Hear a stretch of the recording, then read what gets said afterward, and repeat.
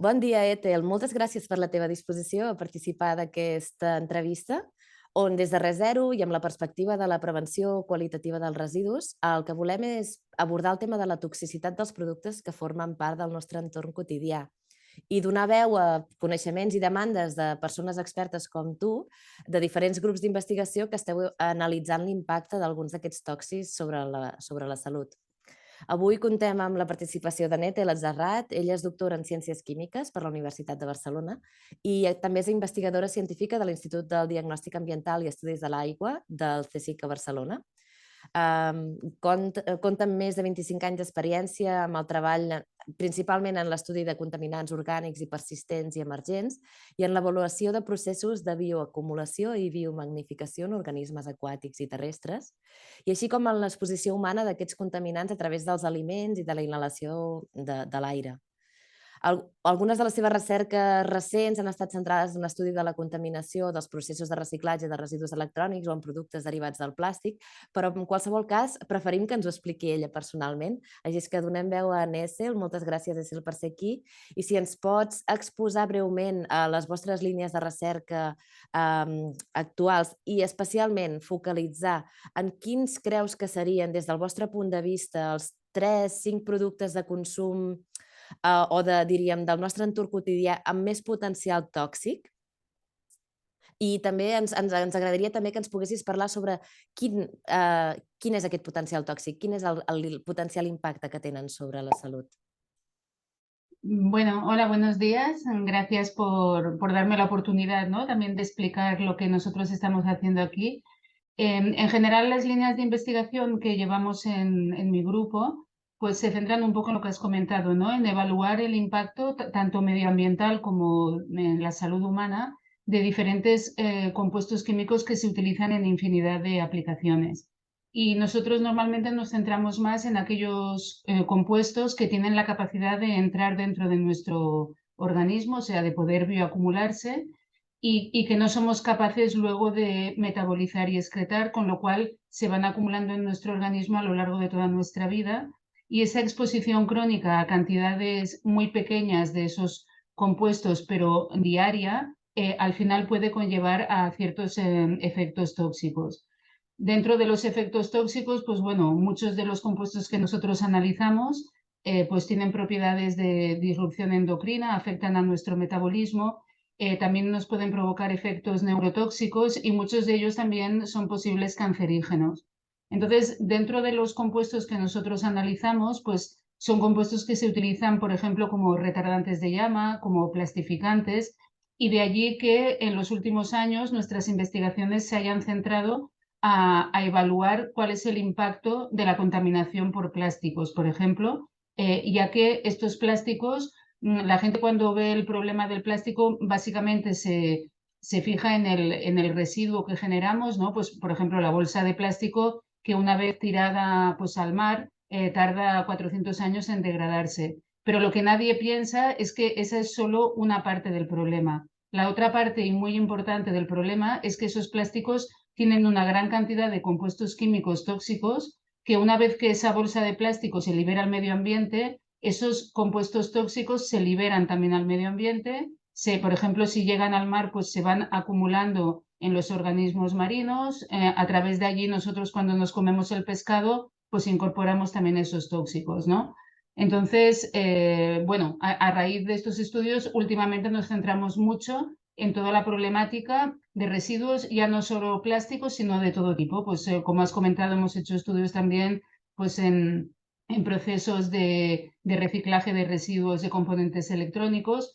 Y a raíz de los estudios que estamos mirando, nos surge también, que es por la línea por la que vamos ahora, que actualmente se está centrando mucho todo lo que es la gestión de residuos en una economía circular. Evidentemente, no podemos seguir con economías lineales como hasta ahora. La economía circular es una buena solución, pero nosotros también decimos que este círculo de economía circular tiene que ser un círculo limpio, porque como siempre, en general, uno solo se fija en el residuo, qué pasa con él, si desaparece o no desaparece, pero nadie evalúa qué pasa con todos los tóxicos que tiene ese residuo durante todos los procesos de recuperación y de reciclaje.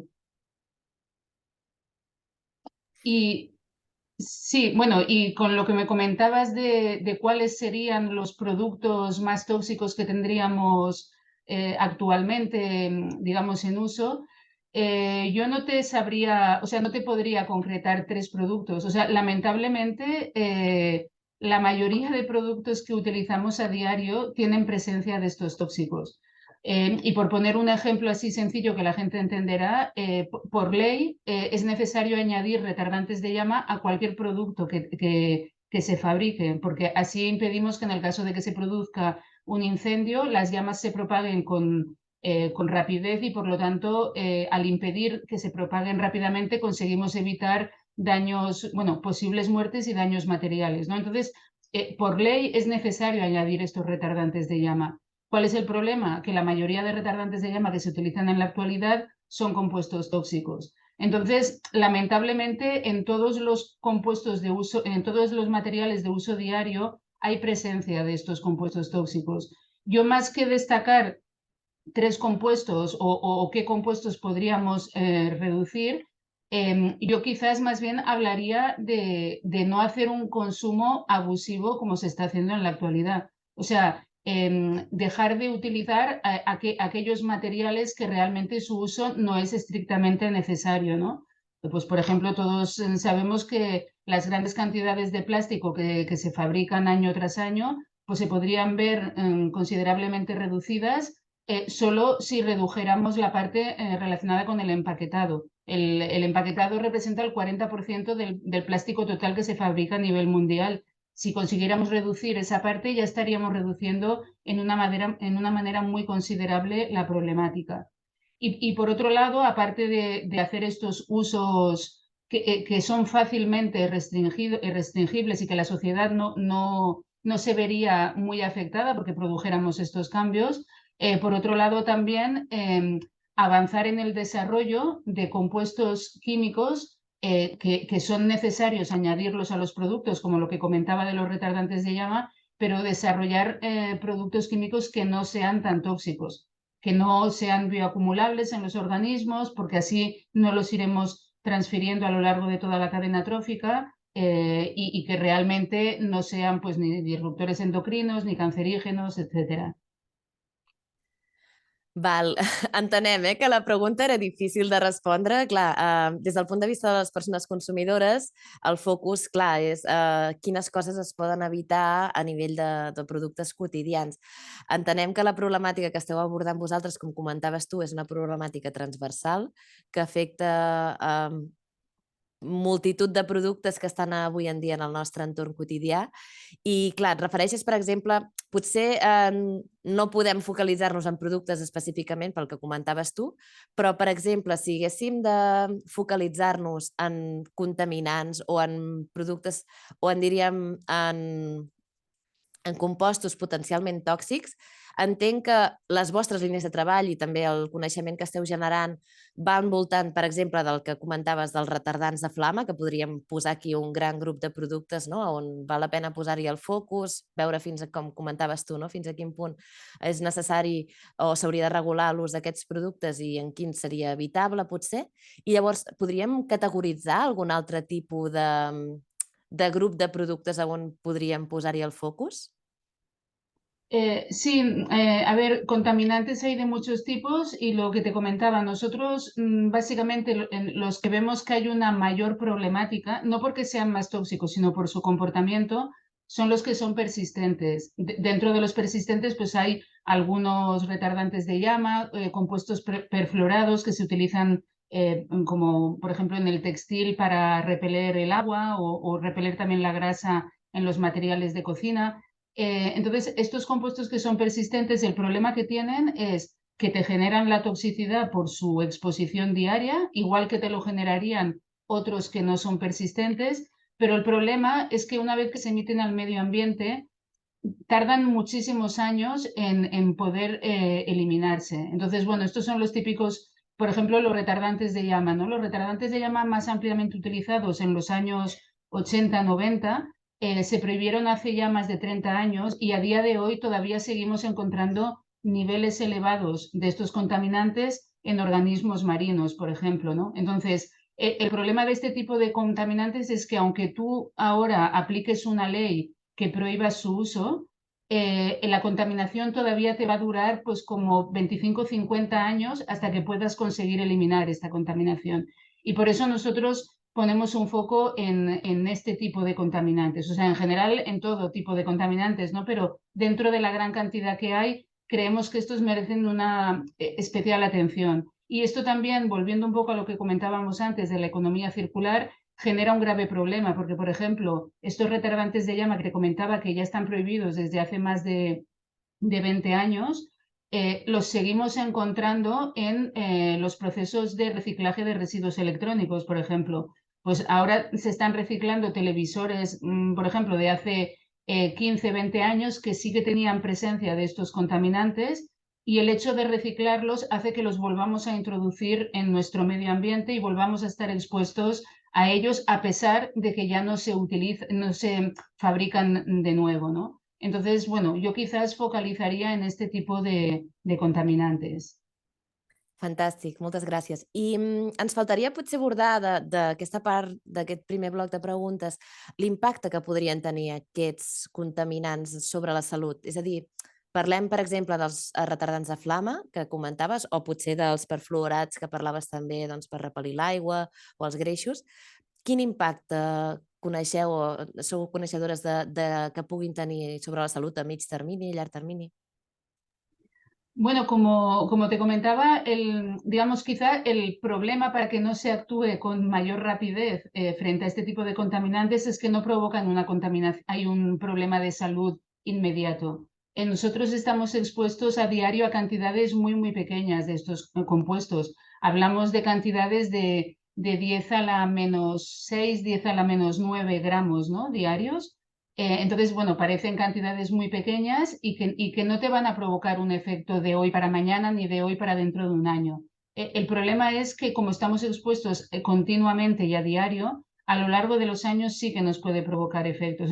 Entonces, sí que hay varios estudios que muestran que todas estas familias de contaminantes pues provocan lo que comentaba, ¿no? En disrupción endocrina, pues por ejemplo, pueden provocar la aparición de diabetes, problemas de la hormona tiroidea, luego también problemas en la fertilidad, efectos neurotóxicos y bueno, algunos de ellos, lo peor de todo, que también pueden incrementar caso, bueno, la incidencia de casos de diferentes tipos de cáncer, ¿no?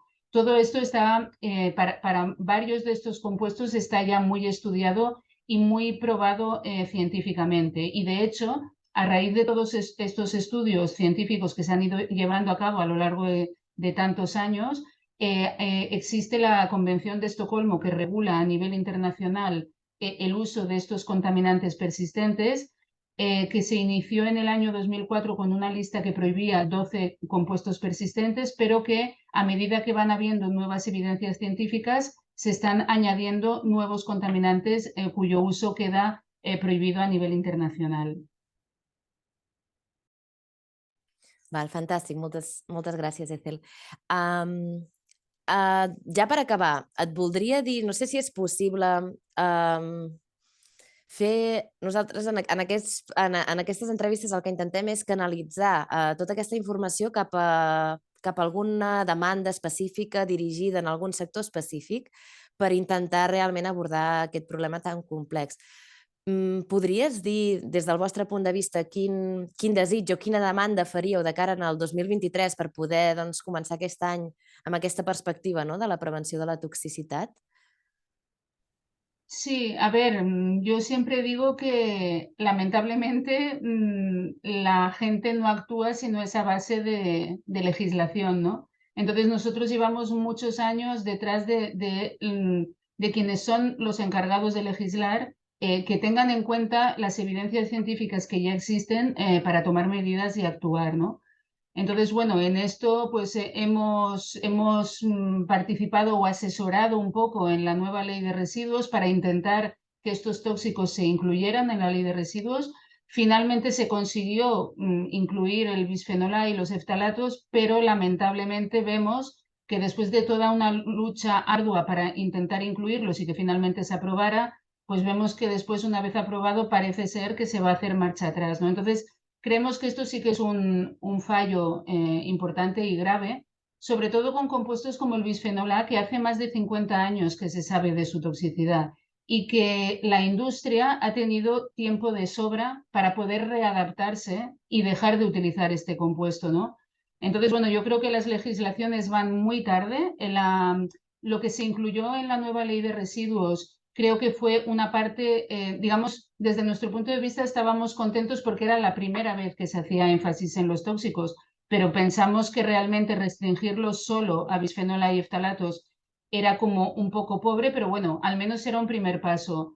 Digamos, bueno, luego lamentablemente vemos que ni siquiera ese primer paso ahora se está dando marcha atrás, ¿no? Y por otro lado también un llamamiento hacia la industria.